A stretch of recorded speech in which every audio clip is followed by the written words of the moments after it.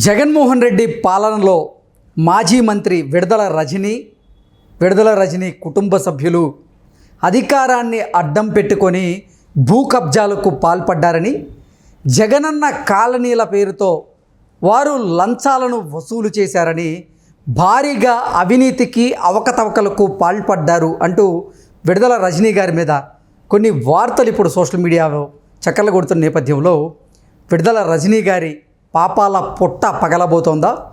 విడుదల రజనీ గారు ఈ ఆరోపణలలో అరెస్ట్ కాబోతున్నారా అంటే అవుననే సమాధానం వినిపిస్తున్నారు కొంతమంది రాజకీయ విశ్లేషకులు. ఈ నేపథ్యంలోనే ఈ అంశం మీద మనం విశ్లేషణ చేసుకునేటువంటి ప్రయత్నం చేద్దాం. ప్రస్తుతం మనతో పాటు ఉన్నారు తెలుగుదేశం పార్టీ అధికార ప్రతినిధి సూర్యదేవర లత గారు. లత గారితో మాట్లాడదాం. లత గారు, హాయ్ అండి. నమస్తే.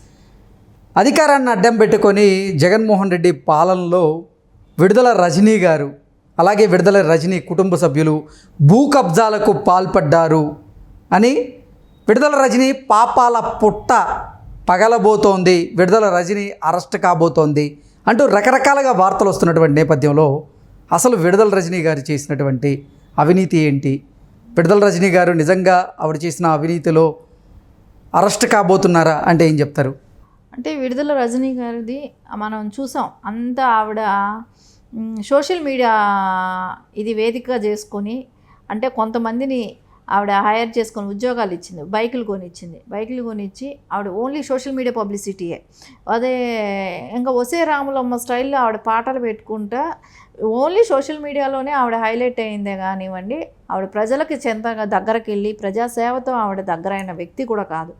ఓన్లీ ఆవిడ ఏంటి సాంగ్స్ పెట్టి ఇది పెట్టుకుంటా ఆవిడ ఏదో ఒక చోట వెళ్ళిందంటే దానికి ఒక పాట, దానికి ఒక బ్యాక్గ్రౌండ్ మ్యూజిక్, ఇది ఆవిడ ప్రొఫైల్ అంతా అదే ఉంటుంది.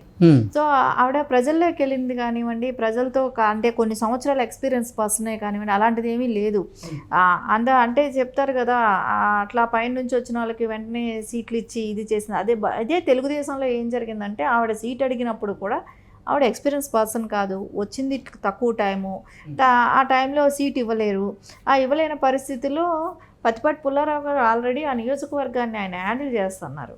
సో ఆయన తప్పించి ఈవిడ అడిగింది కదా, సో ఇప్పుడే కాదని చెప్పడం జరిగింది. సో ఆవిడ ఏంటంటే వచ్చి రాగానే ఆవిడకి సీట్ ఇవ్వలేదనే కానివ్వండి, ఆ రోజు తెలుగుదేశం పార్టీలో మొక్కగా పెరిగి తర్వాత ఈ మహావృక్షం అవ్వటానికి కూడా తను అక్కడే ప్లాట్ఫామ్గా క్రియేట్ చేసుకుంది.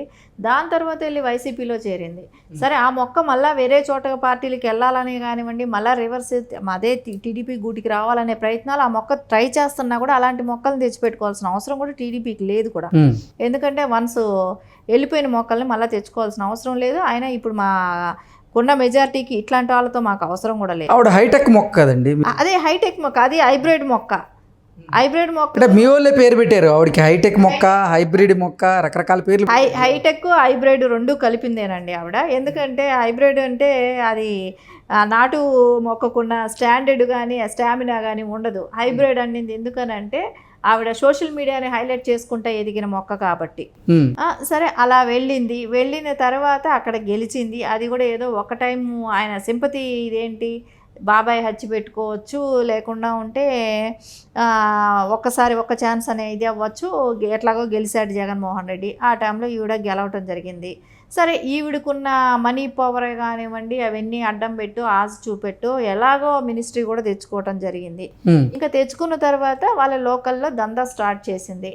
ఎందుకంటే ఇంత ఏదో ఒకటి మనం కలెక్ట్ చేయాలి, అటు సజ్జల గారిని సాటిస్ఫాక్షన్ చేయాలి, జగనన్నని సాటిస్ఫాక్షన్ చేయాలి. కాబట్టి ఈవిడ కలెక్షన్ దంతా కూడా ఓపెన్ చేసి జగనన్న కాలనీలు అంది, అదంది, ఇదంది, చైర్మన్ యాడ్స్ ఇప్పిస్తాను మీకు అని చెప్పి వాళ్ళ దగ్గర డబ్బులు తీసుకోవటమే కానివ్వండి, ఇలాంటివంతా కలెక్షన్స్ మొదలుపెట్టి వాళ్ళని ఇబ్బందులు పెట్టి, అంటే అందరికీ డబ్బులు ఇచ్చే కెపాసిటీ ఉండదు కదండి, ఉండకపోతే మీకు ఇది రాదు, మీకు ఇది ఇవ్వను అని చెప్పి బెదిరించటాలు, అలా డబ్బులు వసూలు చేయటము.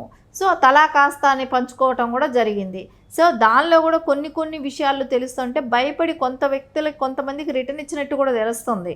కానీ ఈవిడ ఆరోగ్య శాఖ మంత్రిగా ఉన్నప్పుడే కదా, సో దానికి వచ్చిన నిధులే కదా, మాస్కులు కూడా అడిగితే ఇవ్వలేనప్పుడు అతన్ని వీళ్ళు సుధాకర్ డాక్టర్ గారిని ఏ రకంగా ఇబ్బంది పెట్టారు, ఆయన చనిపోయేటట్టు వీళ్ళు ఎలా చేశారు. ఇప్పుడు ఈ విడుదల రజనీ గారి వ్యవహారంలో మార్కెట్ యార్డ్ మాజీ చైర్మన్ బత్తినేని నాకు న్యాయం జరగకపోతే నేను ఆత్మహత్య చేసుకుంటాను అంటూ బయటకు వచ్చి మాట్లాడడం జరుగుతోంది.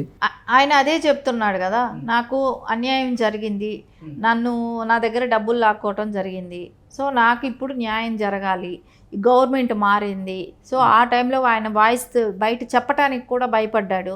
ఈరోజు నేను సీఎం దగ్గరికి వెళ్తానంటున్నారు, పవన్ కళ్యాణ్ గారి దగ్గరికి వెళ్తానంటున్నారు, లోకేష్ గారిని కలుస్తానంటున్నారు.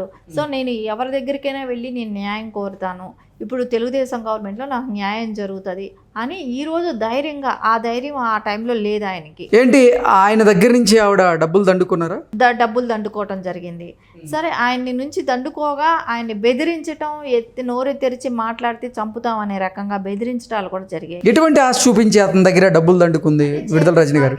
చైర్మన్స్ ఇస్తాము సో అని డబ్బులు దండుకున్నారు. సరే, రాకపోయినా ఇసరి డబ్బులు రిటర్న్ ఇచ్చేయాల్సిన అవసరం ఉంటుంది. సో మొత్తం ఇది రోజా లాంటి బాబత్తే కదా. రోజా అక్కడ ఎట్లా దండుకునింది, వాళ్ళని బెదిరించిందో, మళ్ళీ నువ్వు కానీ అడిగావంటే నీ మీద కేసులు పెడతాం అని బెదిరిస్తారు. వీళ్ళు ఎట్లాగా ఉంటుందంటే వీళ్ళు డబ్బులు తీసేసుకుంటారు, ఇవ్వలేక రాకపోతే అడుగుతారు, అడిగినప్పుడు మీ మీద అక్రమ కేసులు పెడతారనే భయంతో వీళ్ళు నోరు కూడా తెరిచి మాట్లాడలేకపోతున్నారు. సో ఆ భయంతోనే ఈయన ఇన్ని రోజులు ఇస్తుందేమో ఒక భయము, అంటే చెప్తే డేట్స్ ఏమైనా పెట్టుంటుంది. సో దాంతో ఈవిడ తను భయపడి ఇస్తుంది అని అన్నట్టున్నారు. గవర్నమెంట్ మారిన తర్వాత వీళ్ళకి ఒక ధైర్యం వచ్చింది. వీళ్ళు చేసిన దుర్మార్గాలన్నీ ఒక్కొక్కటి ఇప్పుడు వాళ్ళు బయట పెడుతున్నారు, వాళ్ళు గట్టిగా అడుగుతున్నారు. సో ఇప్పుడు ఈవిడ ఇస్తుందా లేకుంటే దాన్ని ఫేస్ చేస్తుందా అనేది చూడాలి మనం ఇక్కడ.